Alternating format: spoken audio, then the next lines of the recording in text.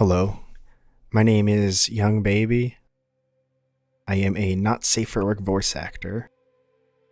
I need to talk about the not safe for work voice actor Nyahahn or Evelyn. She is an abuser, manipulator, and doxer. I wrote a twitlonger about most of this, but I didn't mention her in any of it. I still do not wish her any harm, but she uses her influence as a smokescreen for her misdeeds, and that manipulation is not going to stop anytime soon. My twitlonger was only a recollection of events, and it did not show anything about her. I censored every screenshot of her so that she would not be targeted by anybody looking for e-drama. However, she saw this as an opportunity to attack me and dismiss all the harm she has done. She constantly minimizes the abuse that she has inflicted on me. Not only does she condone harassment against me, but she also heavily encourages it. She has joked about the trauma I have endured, showing her friends and even joking about making a bingo card on her Tumblr. Her actions go beyond occasionally and unknowingly inflicting harm on others. She is an abuser because she keeps on preying on the trust and goodwill of those she claims to love, even when she is told how much she has hurt them. This is done even to the point of turning her victims against each other for her own benefit. As such, everything you see in this thread will be a documentation of her actions. Every single tweet will be a main point. This will also be a full YouTube video. Feel free to pause these videos at any time to read any screenshots that I have. Every screenshot will be available to view in the description. Just check the Google Doc. Nyahahn and the kink account Juniper Codell is run by DewbyVoices. DewbyVoices is a former safe for work voice actor. Also, everything feels way heavier, and this body actually needs food to keep going. Alright girls, let's all have a productive track meet. I know we're all hyped for the big competition just around the corner, and I want to see that energy on display today. DewbyVoices is Nyahahn. DewbyVoices has attempted to, and in some ways successfully, sabotaged Chris Voisman's voice acting career. Evelyn has alleged that Chris Voisman is the source of death threats being sent to her, but she has no credible proof of this. So, I go onto her local police department's website and request access to any records regarding her and I. I give them both of our names, the alleged incidents, the exact dates she claims to have gone to police, and attach the letter and envelope from her Google document. The next day, they get back to me. They ask for further information, such as our birthdays and the address she claims to have received the mail at, because they're having trouble locating records. Of course, I comply. I sent them another message right afterwards with a link to her full Google Doc this time. I figured if she went to the police, they'd have all that info in the document on file anyway, and maybe it would help find any records on us. 4 days later, they reply to my message. After following a reasonable search of our names and her address, Doobie's local police department was unable to locate any record of Doobie ever contacting them. As it stands, the status of my police record request says no records. This alone renders nearly every claim she makes in her Google Doc false. Her timeline of events hinges so heavily on police involvement that everything following the mention of police falls apart without it. When I asked where her documentation was out of a way for her, her story changed to contradict her claim that she herself had given evidence to the police. She has also fully doxed him and his family. She has posted all of this information online for everybody to see. While I knew Evelyn, I got to know of her best friend Omni, or D, one of her former exes that she kept in contact with after V the Musical. Throughout the time I knew her, she would often send me screenshots and anecdotes of her spending time with him. So I understood that he was an important person in her life, but all the information I knew about him was controlled by Evelyn herself, as I have never met or talked to him personally.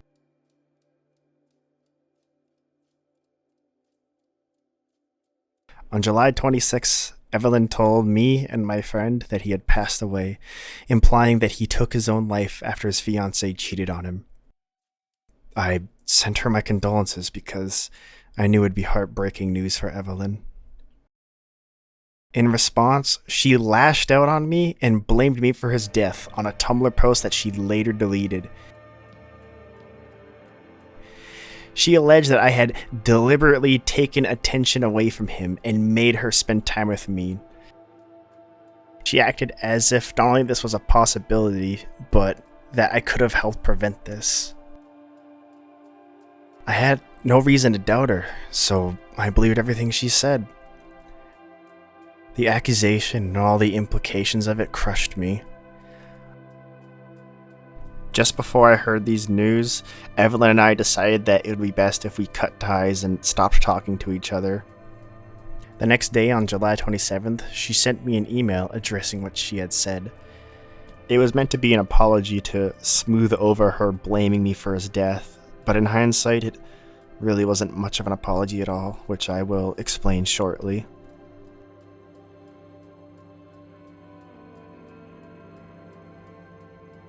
On July 31st, I got extremely drunk. I couldn't escape the negative thoughts that I could have killed Omni and that I was manipulating Evelyn. I couldn't get these negative thoughts out, and I made a poor judgment call. I tried to kill myself with a bottle of ibuprofen. Thankfully, I survived. I only mention this to show what a dark place she put me in. Her apology on the 27th isn't just her owning up to the responsibility for making me believe that. Before she ever says sorry to me, she says that she forgives me. For what? Why does she need to bring up forgiveness before she shows ownership for her own behaviors the day before? Her saying that his death was nothing I was at fault is all in just one line, buried deep within the second paragraph. I understand that she was grieving, but she gives so many reasons why she was justified to act the way she did. Her version of restitution is saying she'll belatedly respect a boundary I set before begging for forgiveness herself. It's as if the entire apology was just a setup to get me to grant her forgiveness. There's also a section in the email where she implies my internet safety will be compromised if I contact her business email. I can't read this as anything else but a threat.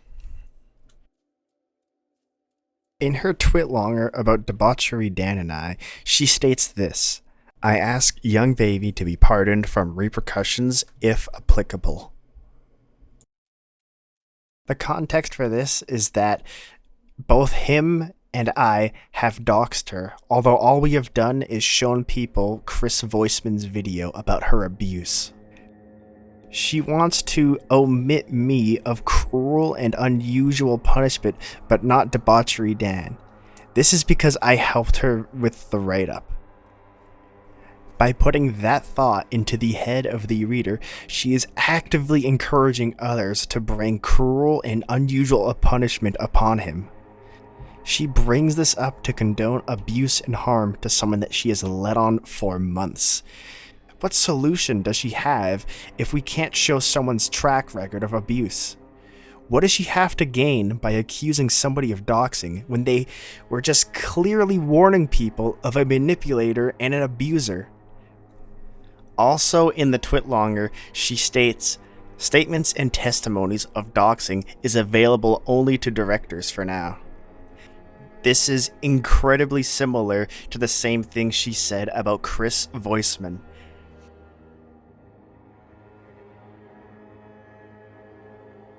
This further goes to show that she has no evidence against this. She is not disputing any of the claims that are against her. All she has is fabricated lies against those she has willingly put into harm. And once again, like Chris Voisman, if she's warning the community about a dangerous person, why wouldn't she just make the information publicly available? Isn't it her duty to show that Debauchery Dan or I are dangerous people that you shouldn't associate with? You would have no reason not to make the information public. Evelyn is flawed, and that isn't the problem. She's allowed to change her mind. The problem is that she uses moments of shared vulnerability against people. She has a history of doing things as revenge against people she once valued if they challenge her on her narrative. She's tried to isolate people from their friends and communities, changes the context of conversations to misrepresent them to third parties, and gaslights the original parties to believe her version of events. The worst of it is her doxing Chris Voiceman and his family. She deliberately left his full name up in a Twitter post on an account she hasn't touched since April, long after his video released refuting her accusations. And yet, she appears outraged at the thought that anybody would be scared of her doing this again. If she is never held accountable, this will not change. This section is a timeline of events, sort of like a recap of my twitlonger. I still encourage you to read the twitlonger for everything, but this will cover everything in it, and more. We both contact each other on Twitter, get drunk, and play Risk of Rain 2 on her server. We connect immediately through our similar interests. January 13th, she sent selfies to me, and I sent some back to her. She wants to get more intimate. After this point, we call and talk to each other daily. This happens 4 whole days after we got drunk and played video games with each other. Within the next 2 days, she says things to me that give off more than friends with benefits vibes. She says things like, "Are you real?" and "I have a crush on you." We spent as much time with each other as possible. We started falling asleep with each other, and I don't think that friends with benefits do that. There's been a couple of times where she actually remains in call with me while she is at work. On February 3rd, here's an example of that. We are in call for a full 24 hours. At this point, the affection she gives me is quite a lot. February 10th, she starts saying, "I love you," despite her wanting only a friends with benefits situation. She said this through sign language, Chinese, Japanese. I was allowed to interpret this as a romantic advance, which will become important later. Eventually, Valentine's Day approached. We spent the entire day together, and I reciprocated her saying "I love you." Things ran smoothly until late March. Eventually, she started acting cold around me, not replying to my messages or just simply ignoring me. April 7th came. She intended to break contact with me, saying that we were never a couple. She has Debauchery Dan check in on me. I heard from Evelyn that she was going to move in with Debauchery Dan. Dan says they have had talks of moving in since December. She even promised him of being romantic once they moved, despite her constant affection and saying "I love you" to me daily. Dan and I cut ties with her. We show admins of Discord servers and our close friends Chris Voiceman's video, which accuses her of similar misbehavior. Not only had she hurt Chris and her own friends, but us too. We wanted to warn people of the lengths she might be willing to go to in order to manipulate others in the community, based on past experience with her. We told a mutual friend group that we were a part of about this, and found out that she had also had plans, or at least talks, of moving in with another friend of ours. On April 14th, she demanded me to change my profile picture and leave a server we were both in. The admin of that private server removes her because she was threatening me. On April 16th, we talked to each other. Eventually, she does admit that this was a serious relationship. She also admits that she wouldn't allow herself to do any more serious online relationships, but she let her feelings go ahead and ignored the boundaries that she should have kept. The next day, she immediately downplays the seriousness of our relationship. She admits to saying "I love you" first, but attempts to rewrite the story by saying that "I love you" is not an important phrase to her, despite our messages leading up to Valentine's Day.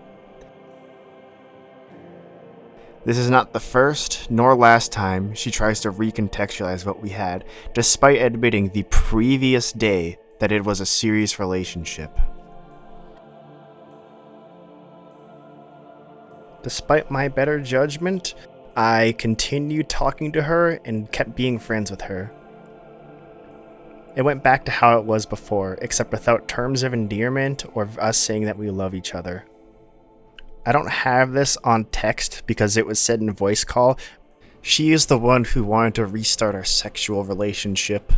Throughout the time I've known Evelyn, she has used many accounts to talk to me. She uses the nickname Dewey or similar names like Doobie frequently.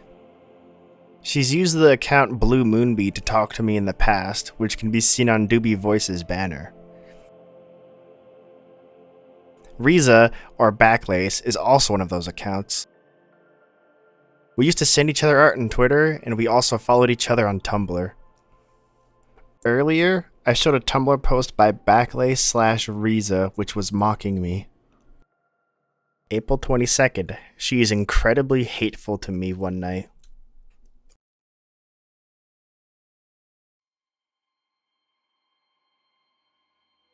She accuses me of not respecting her boundaries in several ways. This will come up again later. May 19th. I aid her in writing a false twitlonger. I help her accuse Debauchery Dan and I of doxing her, even though we have never revealed any information about her that can even be considered doxing. This accusation can only stem from us sharing Chris Voiceman's video that reveals her safe for work voice identity, DewbyVoices. We continued our relationship until July 24th. She started acting cold and ignoring me once again, so I decided to cut ties with her. July 26th. She says her friend Omni died last month and had recently found out. She blames me for his passing. July 31st. I attempt self-harm. July 24th. At this point, our relationship was soured. I voice my concerns to her. I tell her that she ignores me and keeps me on the back burner. We argue, and she later explains that she feels that she wasn't being valued beyond as another person to jerk off to. I messaged her on the account Riza because she removed me on Evelyn and I wanted to reach out to her to make sure she was okay. She lies to me, saying that she did tell me but was ignored. I always tried to make sure she was comfortable and that in the past, when she established she wanted to do sexual things again, I wanted to assure she was okay with this.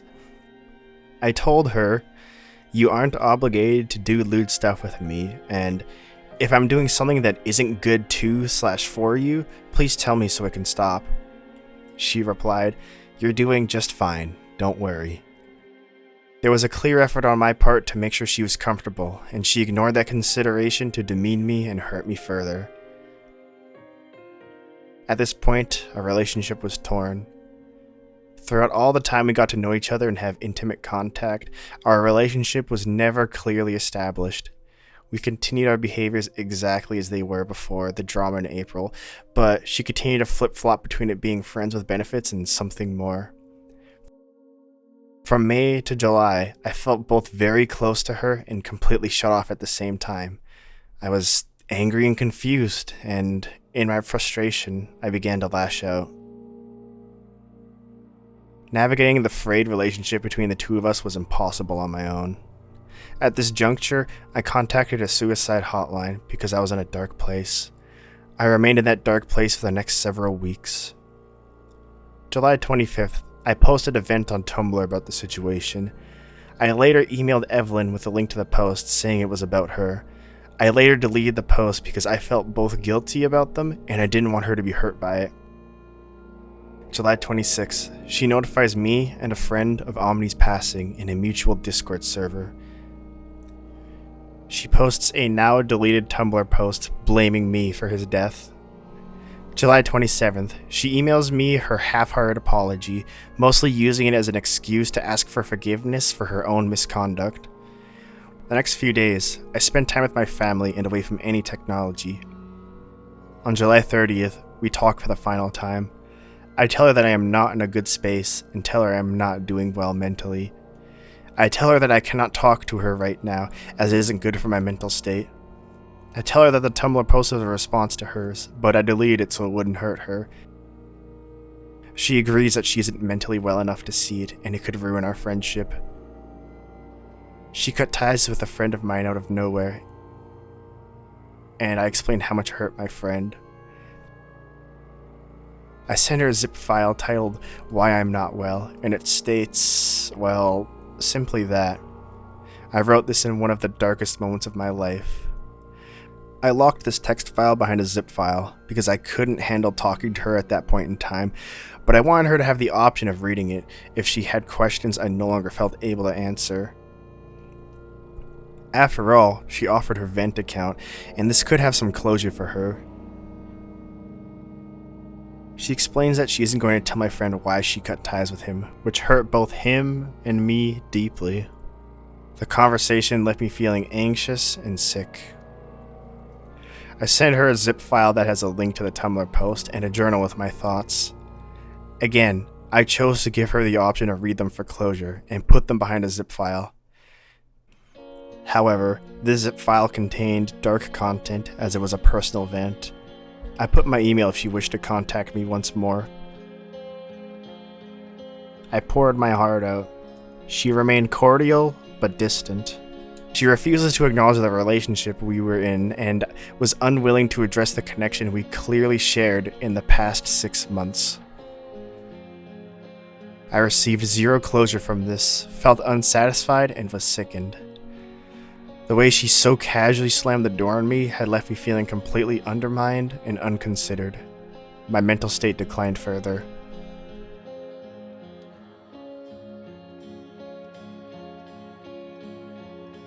On July 31st, I got drunk and attempted to kill myself with a bottle of ibuprofen. I survived, but my mental state was at the worst it had ever been. I tweeted various things about my mental health and its rapid decline. I didn't know what I wanted. I was in a lot of pain and just wanted any way to have the pain stop. Some people reached out to me, messaged me, but I stayed at this mentally ill rock bottom for the next 2 weeks. On August 13th, I was still not over all that had happened with Evelyn. I was hurt by the damage she caused by accusing me of killing her friend, the denial of our relationship, and the possibility of me manipulating her. I made the major mistake of sending her anonymous hate mail via Tumblr. I did this again on August 15th, sending an email lashing out at her for the pain she had caused. This is the last time I ever attempted to contact her in any capacity. On August 16th, I started therapy.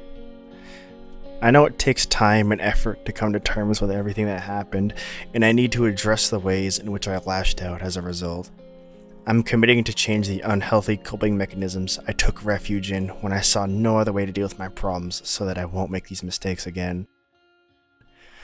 I am incredibly sorry that I lashed out on her with those 2 messages.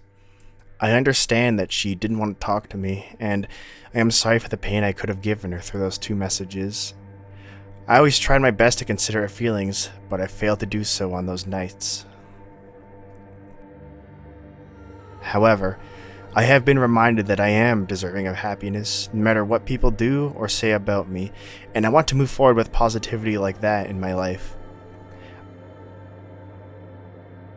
I have and am currently taking a break from social media to reach out to family and friends. School has continued once again, and I'm being much more conscious of my self-worth and my self-help. For those reasons, my healing has continued, and the pain of everything that happened has slowly eased off. On August 23rd, I felt that I owed my followers and mutuals an explanation on what happened and why I was saying the things I said on public Twitter. I also wrote it to give myself closure. I write the twit longer, but don't mention who did these things to me. I didn't want any drama, harm, or wrongdoing to Evelyn. I understand that she has BPD and that despite all that happened to me, hurting her wouldn't help. In spite of this, she makes fun of me on Tumblr, downplays the damage done to me, lies to people about the situation, and accuses me of harassing her. September 1st, she receives hateful curious cats. She can blame me for sending curious cats as easily as I can blame her for sending ones to me. None of this is proof of anything, as they are anonymous and cannot be tracked. I am not sending her any hateful messages, as I do not wish her any harm. Through therapy, I have gotten closure and an understanding to the events that took place. That being said, I am truly sorry that people are harassing you. I still think that you don't deserve that, and I condemn anyone who does. With that said, this is why I feel she should no longer be welcome in the not safe for work voice acting community. Chris Voiceman has a full 1 hour long video about Evelyn/DewbyVoices' toxic behavior and her attempts to sabotage his voice acting career. Not only has Evelyn doxed him by posting his full name on her DewbyVoices Twitter account, but she has also faked her death to further emotionally damage him and his friends. The next day, November 7th, I told our server, FF, that she had passed away. I also told the owner of the other server I had willingly left.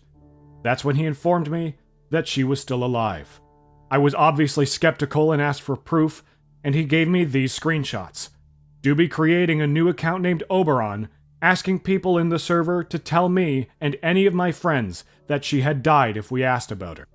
He also gave me these screenshots of DMs with her asking him to lie to me about her being alive, to which he refuses. And she has harassed Chris's girlfriend. She has put me through many of the same things that Chris experienced. There are multiple examples of her gaslighting him, being emotionally manipulative, and intentionally hurting him. One of the things Dewby enjoyed was gardening, and her negative reactions became so volatile that she even threw my favorite plant of hers across the room while we were in a call so I could hear it die. When I asked her about the video, she claims that her cousins threw out physical evidence. However, this is a contradiction, as she made a public claim stating to have submitted evidence to the police. Chris Voiceman contacted her police station for the records, but the police could not find anything under his or her real name. Evelyn has yet to produce any evidence of her contacting her local police department or any rebuttal of Chris Voiceman's video. In this tweet, she says she already made my statement months earlier. This tweet was made roughly a month after she accused him of misconduct. She never released a statement refuting Chris Voiceman's video. Much of her behavior can be classified as textbook abuse. There's even an acronym for it, DARVO, which stands for Deny, Attack, Reverse Victim Offender.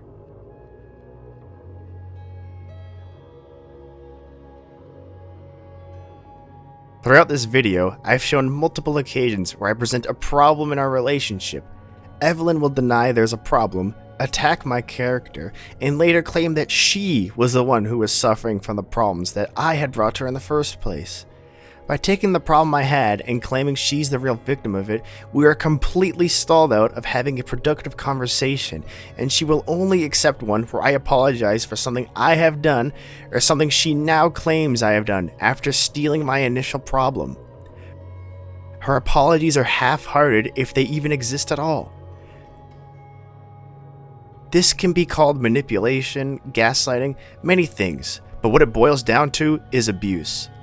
Evelyn is an abuser. It's more than just one-off actions that occasionally and unknowingly inflict harm on others.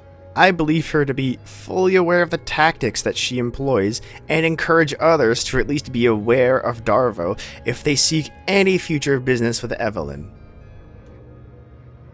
I want to address Evelyn's accusations that I doxed her. As it is written on the Vocalist Discord server, you may not, under any circumstances, out another member. If you need to make a call-out post, edit out their real/safe for work names and their faces. Doing anything less counts as doxing, and you will immediately be banned for doing so. She uses this piece of policy as an excuse to throw around the word doxing so people will believe her without asking many questions. Allow me to explain. Back in April, when I first realized that 3 of my friends and I were being emotionally manipulated for a gain, I decided to watch Chris Voiceman's video about her, which uses her safe for work name DewbyVoices. I learned about her previous manipulation, faked to death to further hurt Voiceman, doxing of Voiceman and his family, constant harassment, and finally her attempts to ruin his voice acting career.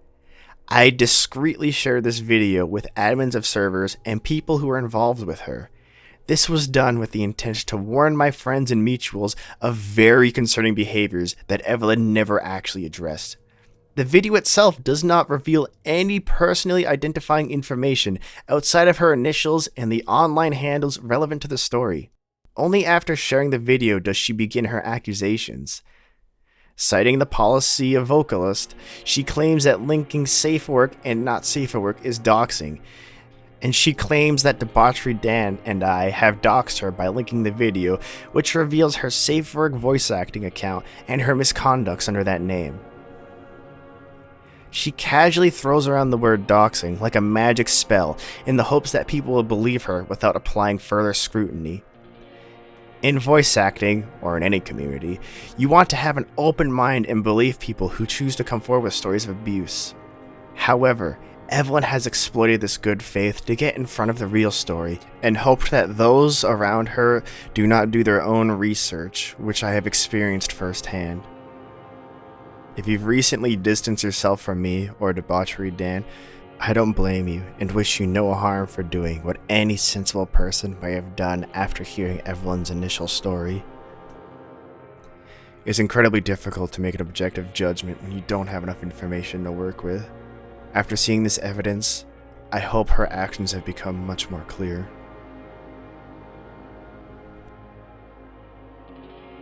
In Chris Voiceman's video, he claims that Evelyn has been diagnosed with borderline personality disorder.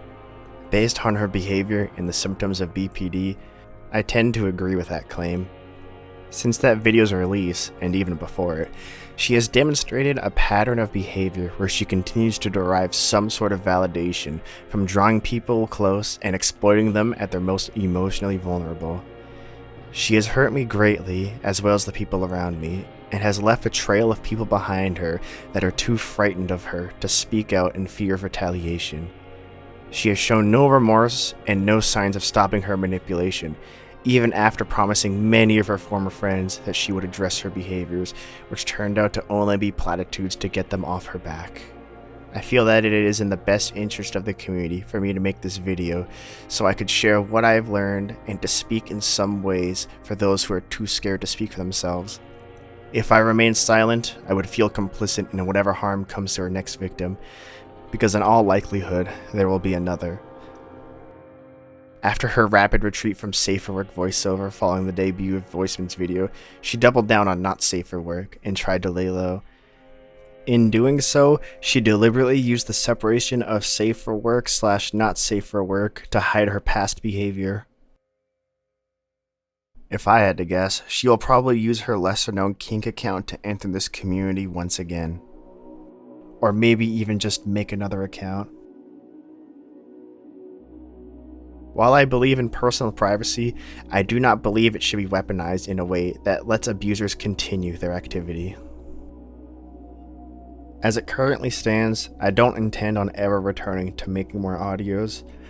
I have removed all of my work from the internet and do not feel safe keeping them up. She has my personal information and has doxed somebody in the past. What was once a fun hobby has turned into a threat to my future careers, as creating sexual content is still stigmatized. I have been removed from many spaces, such as Discord servers and friend groups. Many people that consider me to be a friend have distanced themselves from me. Again, I do not blame them for believing Evelyn's story. I also don't intend to return to the not safe for work voice acting sphere, so I don't believe it's my place to direct this conversation, but I hope that others in the community take time to reflect on ways to protect other vulnerable people who make this a special thing to be a part of. I hope that in the future, we'll see a more nuanced approach from the community as a whole to personal issues that overflow into public spaces. E-drama can be compelling, but it should be treated with humanity rather than turning into a spectator sport. Despite everything I've said about Evelyn in this video, I still do not wish any harm on her. It solves nothing. There is a line to be drawn between asking for accountability in order to protect others and giving someone grief for existing. She is unwell and needs love and support from people who are qualified to help her. This video was made purely to better articulate my thoughts, re-establish my friendships, and maintain my personal well-being.